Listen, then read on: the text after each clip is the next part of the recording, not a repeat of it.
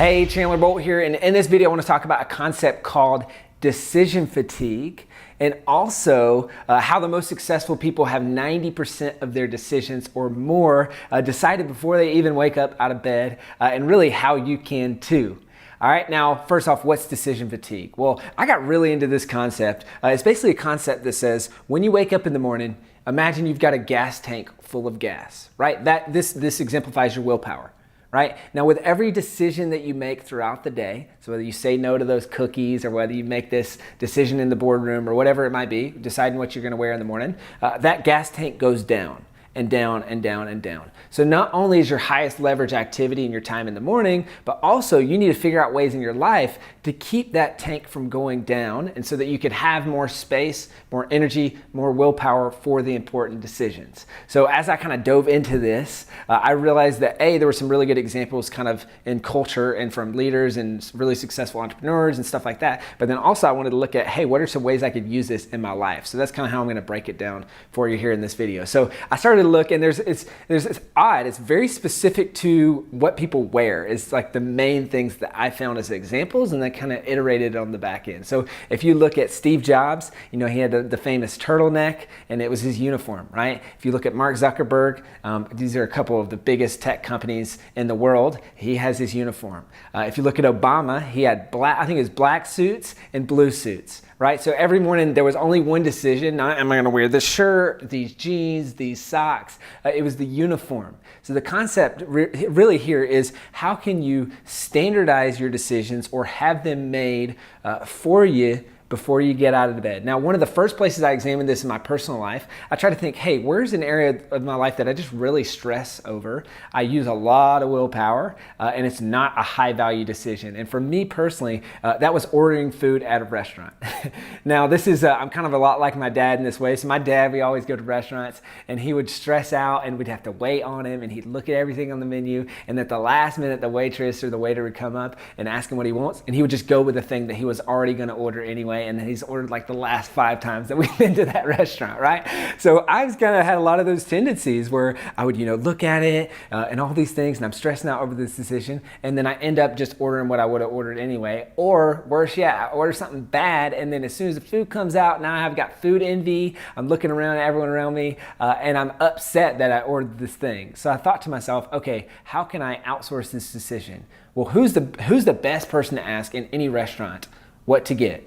The waitress, the waiter, right? They've had everything on the menu. They know what's good. So I made a simple shift, and I do this every time I go anywhere to eat, where I'll say, hey, what's your favorite? Say, hey, what do you want? What's your favorite? Right? And now, or sometimes it's a little bit intimidating for the waitress or waiter, so I'll say, what's your most popular?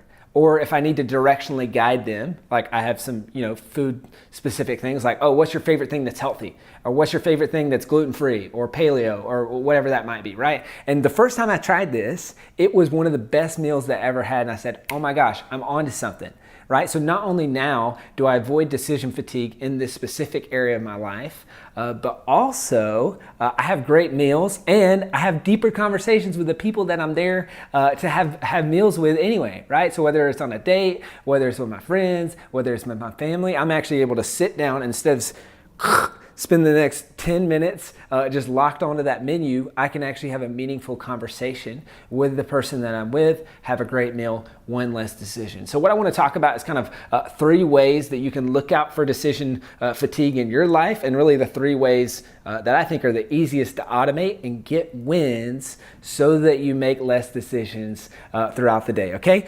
So the first things first is, what are the areas of your life that you can automate, like your day-to-day life, right? And this can kind of expand based on what's more valuable to you, money or time, but there's a couple key ways that I use this for myself. First things first is meal delivery. So when I lived, I created this entrepreneur house in San Diego. There was all of us running online businesses in the house. We had someone shop for our groceries. We had someone do our laundry. We had someone cook all of our meals, all those things, right? So I prefer to outsource that and automate that. So now I have a meal delivery service. I get meals delivered on Monday morning, on Wednesday morning, and on Friday morning. There's 4 meals delivered each time.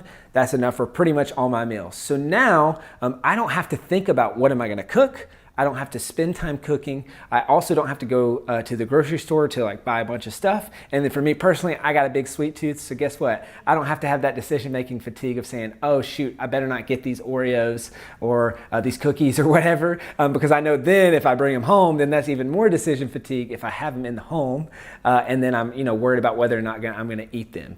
So that's one way. A second thing that I do is I do automatic bill pay. It actually it blows my mind that people don't do automatic bill pay. Like sometimes I'll go back home and my parents are like writing checks and taking it down to like the electrical place to pay the bill or whatever. Automatic bill pay is a non-negotiable for me. I won't do business with businesses that don't have it. I won't get a credit card if that's not an option. I won't do banking. It's just a non-starter. And obviously I recognize there's some benefits of manually reviewing your finances. And so sometimes maybe if your spending's out of control, sure, automatic bill pay for that season of your life might not be the best thing, but it really helps me so that all my bills are automatically paid. And if someone has to have a check, this is kind of like a little bit of a tangent here, but if someone has to have a check, there's actually a feature inside Wells Fargo, which is the bank I do business with, or most banks, where you can automate the sending of a check monthly. So one time I had a landlord that says, nope, you can only give us a check. We can't automate this. And so I just figured out a way to send them a check on the same exact day every single month. It's one less thing I have to think about, one less decision that I have to make, one less to-do list item monthly, weekly, quarterly, whatever my bills cycle is, right, for those things. And obviously bills are often spread out throughout the month. So now it goes from I'm thinking about it all month to I never think about it, except for once a month when I choose to focus on that and reduce those expenses or examine my expenses. Now the last thing in terms of the kind of automating your life, like day-to-day life stuff that I want to mention is hiring someone to clean your house and really hiring a personal assistant to do anything around the house. I'm going to talk about this in a separate video where I talk about kind of knowing your worth and how do you increase your hourly earnings. But if you make more than 20 bucks an hour, then this is one of the easiest wins. And I know that people are just so hesitant to outsource things, to hire people to do small tasks. I know growing up in a very blue collar family, it was like, oh, we're not the rich people. Who are we to have someone come clean the house? Or, people kind of scoff at that. There's no greater feeling than coming home to a clean house and you didn't have to do it, right? So just things like that where you can kind of automate these day-to-day life stuff that compounds and leads to decision fatigue. Now, the second area that you can automate is delegating decisions. This is where I think for most entrepreneurs, it's like one of the most powerful pieces. What I realize is that the most successful entrepreneurs, they have most of their decisions made for them before they even wake up. And the way that they do that is they create structure and they delegate decisions to other people. Now I've got another principles videos that you can check out, which is on the I intend to model.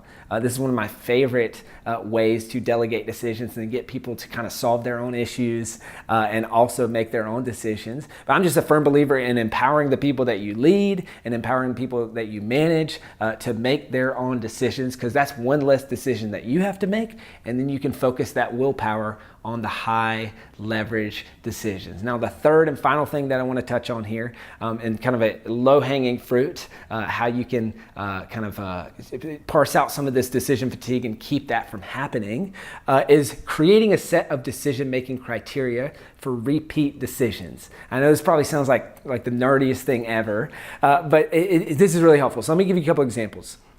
So I very frequently book flights.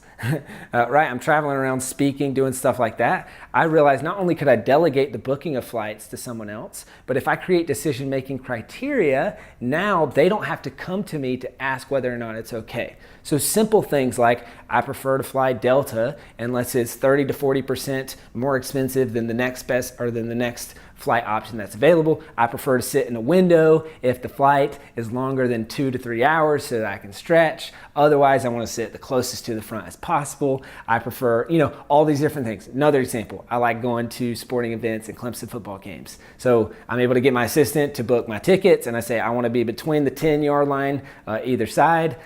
Between the 10s, I want to be 20 to 30 rows up. Just little things like that. Think about that. What are the repeat decisions that either you make, and sure, you might not have an assistant, you might not even have a team, but what are the repeat decisions that you make on a day-to-day, month-to-month, week-to-week, year-to-year basis? You could just create a simple set of decision-making criteria that even if you have to end up making the decision, you've got some guardrails, and rather than fretting about it for hours, you can make an easier decision, okay? So those are the 3 ways that you can kind of avoid decision-making fatigue, or decision fatigue. And now, number 1 was to automate the day-to-day. Number 2 was to delegate the decisions to other people. And number 3 was to create decision-making criteria for yourself. So what I would encourage you to think about now is, what are the areas of my life that I'm wasting a lot of my willpower on unnecessary or unmeaningful decisions? Ask yourself that question. I'd love for you to comment below this video. Let me know what those things are. Have you heard about this concept?